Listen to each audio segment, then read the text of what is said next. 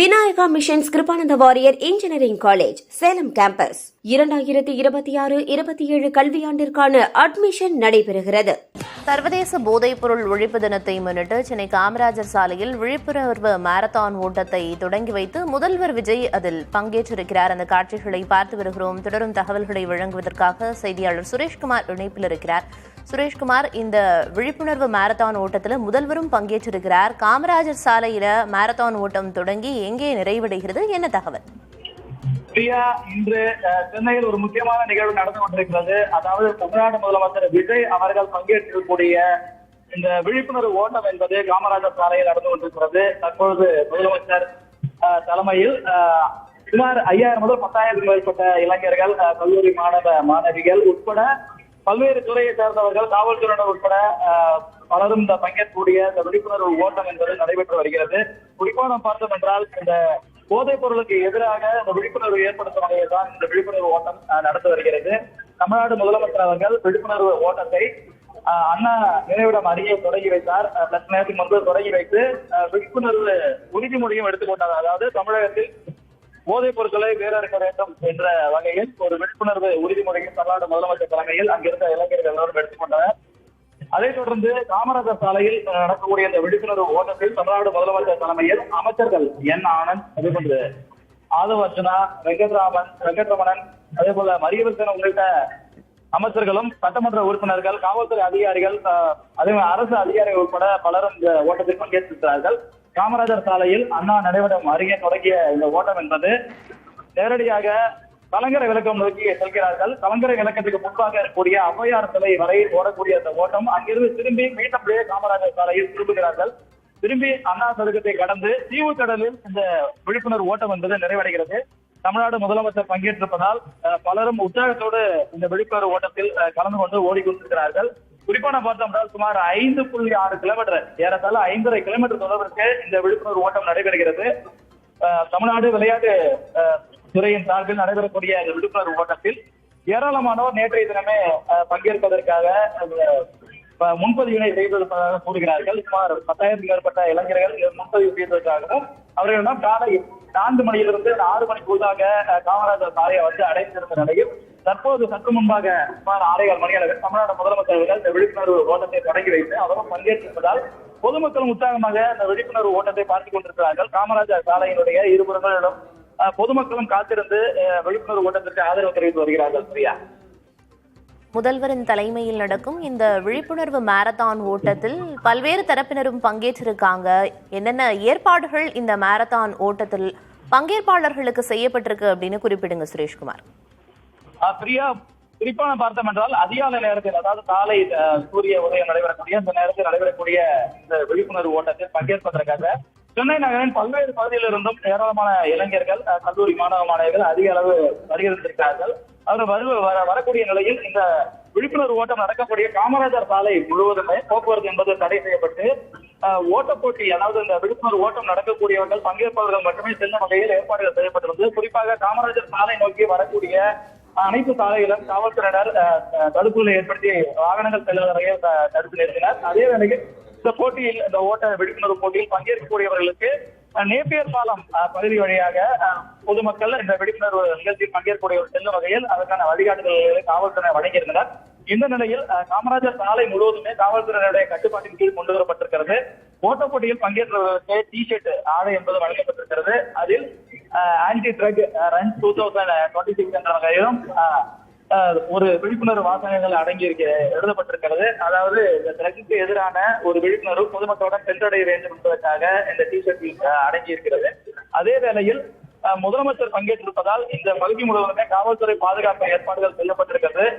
முழுமையாக காவல்துறையின் கட்டுப்பாட்டின் கீழ் இந்த காமராஜர் சாலை வந்திருக்கிறது என்று சொல்ல வேண்டும்.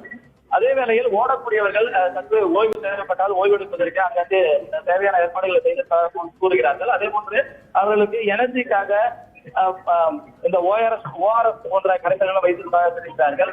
இந்த சூழலில் தான் இந்த விழிப்புணர்வு ஓட்டத்தில் பங்கேற்கக்கூடிய பலரும் தங்களுடைய கைகளில் சொல்லக்கூடிய அந்த அட்டைகளையும், அதாவது விழிப்புணர்வு வாசகங்கள் அடங்கிய அட்டைகளையும் கையில் ஏற்றபடி ஓடிக்கொண்டிருக்கிறார்கள்.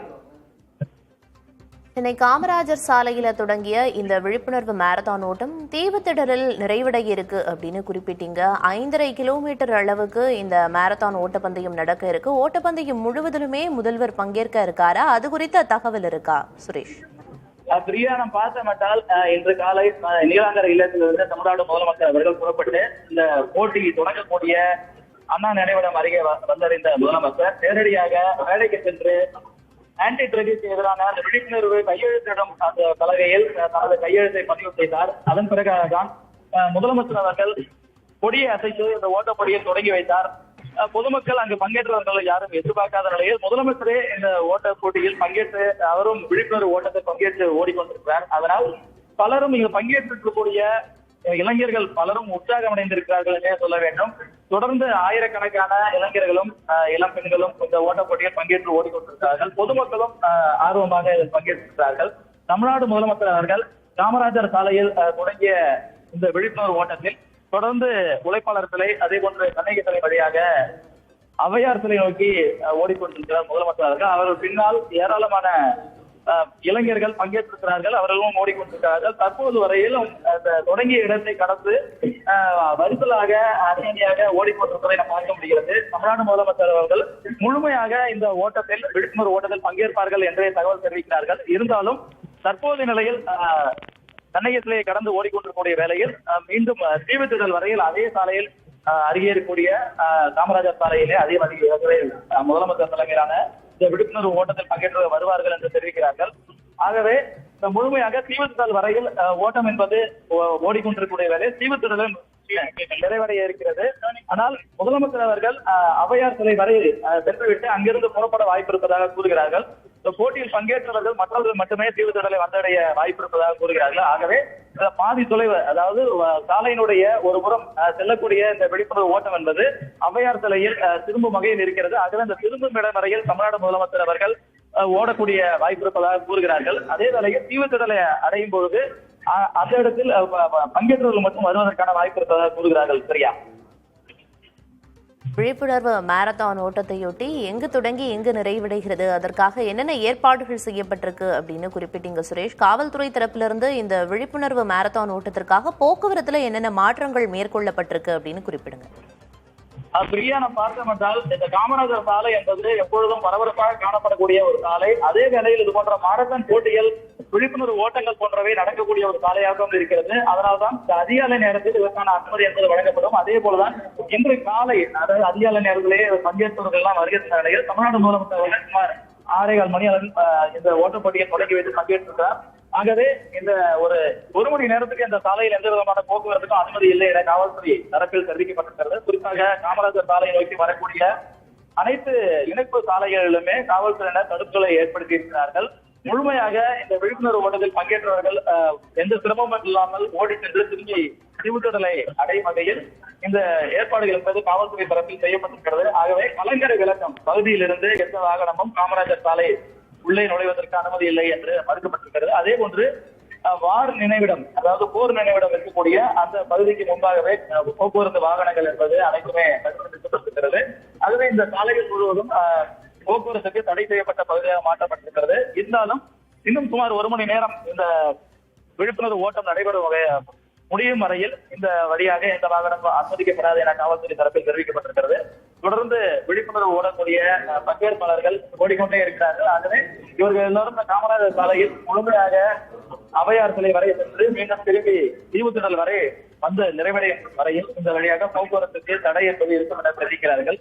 அதே வேளையில் காமராஜர் சாலை ஒட்டியிருக்கக்கூடிய மற்ற பேரலாக அந்த சொல்லக்கூடிய இணை சாலைகள், வேறு சாலைகள் எல்லாம் பயன்படுத்துவதற்கு வாகன ஓட்டிகளுக்கு அனுமதி என்பது வழங்கப்பட்டு வருகிறது.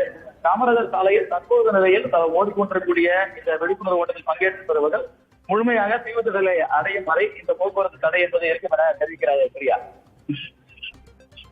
சென்னை காமராஜர் சாலையில் தொடங்கப்பட்ட விழிப்புணர்வு மாரத்தான் ஓட்டம் தீவுத்திடலில் நிறைவடைய இருக்கிறது. வழிநெடுகிலும் பல்வேறு ஏற்பாடுகள் செய்யப்பட்டிருக்கு. முதல்வரும் இந்த மாரத்தான் ஓட்டத்தில் பங்கேற்றதையொட்டி என்னென்ன ஏற்பாடுகள் செய்யப்பட்டிருக்கு, போக்குவரத்துல என்ன மாற்றங்கள் செய்யப்பட்டிருக்கு உள்ளிட்ட பல்வேறு விவரங்களை சொன்னீங்க சுரேஷ். நீங்க இணைப்பிலேயே இருங்க, தொடர்ந்து அந்த விழிப்புணர்வு மாரத்தான் காட்சிகளை பார்த்துட்டு இருக்கோம். போதை பழக்கத்திற்கு எதிராக நம்ம ஏதாவது ஒண்ணு செய்யணும் அப்படின்னு நினைக்கக்கூடிய மக்கள் இன்றைக்கு இந்த ஓட்டத்தில் இணைந்து ஒரு மிக சிறப்பான முன்னெடுப்பை எடுத்திருக்கிறார்கள். தமிழ்நாடு இந்த நிகழ்வை உற்று நோக்கி இருக்கிறது. இந்தியாவில் இருக்கக்கூடிய அத்தனை மாநிலங்களுக்கும் ஒரு மாநிலம் ஒரு தீய பழக்கத்திற்கு எதிராக எத்தனை தீவிரமான நிலைப்பாட்டை எடுக்க வேண்டும் என்பதற்கு இன்றைக்கு தமிழ்நாடு மிகச்சிறந்த உதாரணமாக மாறி இருக்கிறது. இதை மெய்ப்படுத்தி இருக்கிறார் நம்முடைய மாண்புமிகு தமிழ்நாடு முதலமைச்சர் அவர்கள். தொடர்ந்து இன்னும் இந்த ஓட்ட நிகழ்வில் ஓடிக்கொண்டு சிறப்பித்துக் கொண்டிருக்கிறார்கள் நம் மாண்புமிகு தமிழ்நாடு முதலமைச்சர் அவர்கள். இந்த ஓட்ட நிகழ்வில் நம்முடைய மாண்புமிகு அமைச்சர் பெருமக்களும் பங்கேற்று சிறப்பித்துக் கொண்டிருக்கிறார்கள். நம்முடைய மாண்புமிகு தமிழ்நாடு முதலமைச்சர் அவர்களுக்கு பின்னால் ஆயிரக்கணக்கான மக்கள் திரண்டு ஆன்டி ட்ரக் ரன் 2026 இந்த ஓட்ட நிகழ்வில் பங்கேற்று சிறப்பித்துக் கொண்டிருக்கிறார்கள்.